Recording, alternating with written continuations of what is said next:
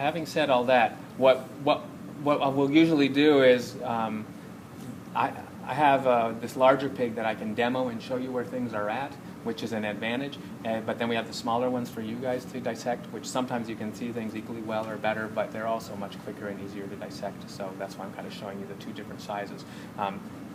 It's amazing, you know, these are both like that equivalent of third term. This is just close to full term, you know, like what would equivalent 9 months in a human, and this is probably closer to what would be 6 or 7 months. That's how much growth happens in that third term of human pregnancy, or the very end of in the case of the pigs, I don't know how long it is, 3 months or something last month. So, so we'll just take a look at this guy, and then you can do your own small ones. All I want you to see this evening is basically what that body cavity, or chest and abdominal cavity, and some of the main organs inside there, and those serous linings. You get that distinction between the outer tube, or parietal part of the body, and the inner tube, or the visceral part. So of course this one's already been cut open. What I would like you to be careful about on your little guys is when you first start cutting them, what's this? Umbilical cord. I would like you not to cut straight through the umbilical cord, but you can cut back around it and to the sides, just like this, chook, chook. And then you can cut forward up to the diaphragm. You can do your best to try and keep the diaphragm in place, so you would cut off to the sides there, and that'll give you some nice flaps to open up the abdominal cavity, just like I've done here. And then we open up the abdominal cavity. We'll be looking at the organs in more detail, but the main ones, you can see the liver. It'll be relatively larger on the little guys. The liver develops a little bit in advance of the other organs. So you've got the liver. If you lift the liver up, you'll be able to see the stomach, the kind of floppy sac that's the stomach, with the sort of very worm-like or leech-like looking spleen along what's called the larger curvature of the stomach. And then, of course, coming off the stomach is going to be just intestines. Don't worry about small and large intestines on a pig because they're very different. And back at the back body wall, behind the serous lining, what is the parietal peritoneum, you can see the kidney. There's one on either side. There's that kidney, and this kidney I've kind of cut away the peritoneum so you can see the organ itself. So that's the abdominal cavity. What separates the abdominal cavity from the chest cavity? The diaphragm. So see the diaphragm there? It like domes over the liver, just like that. It domes over the liver, and you can also see it over here on the chest side.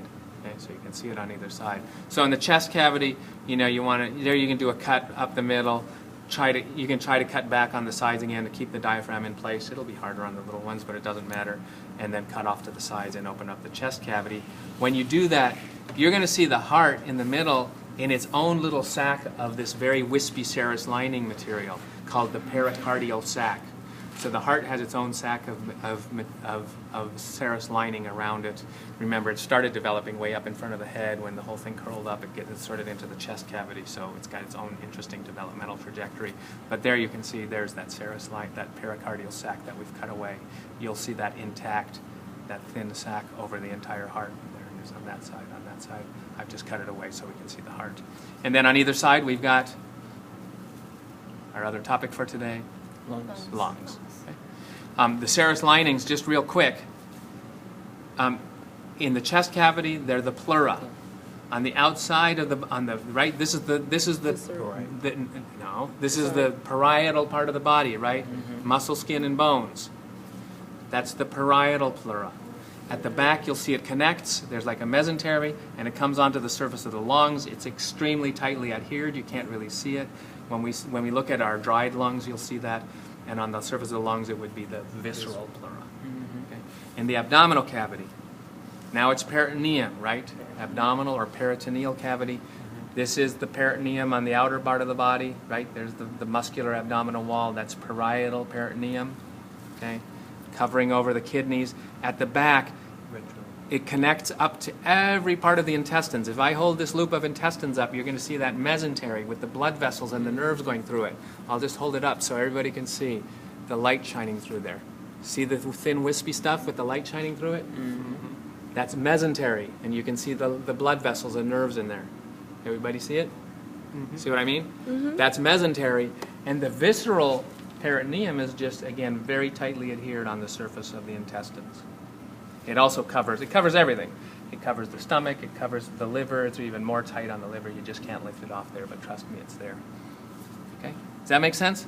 Mm-hmm. So parietal, mesentery, visceral. So covering the kidneys is parietal as well.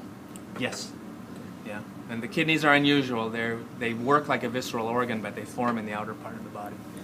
So, but we include them in A and P too because they're functionally visceral. So what would be the retro? The kidney. So the reason we say retroperitoneal is because it's at the back. Yeah, if you wanted to get there, you'd have to cut through the front, open up the abdominal cavity, and cut through back there. All right? Mm-hmm. So to do your own little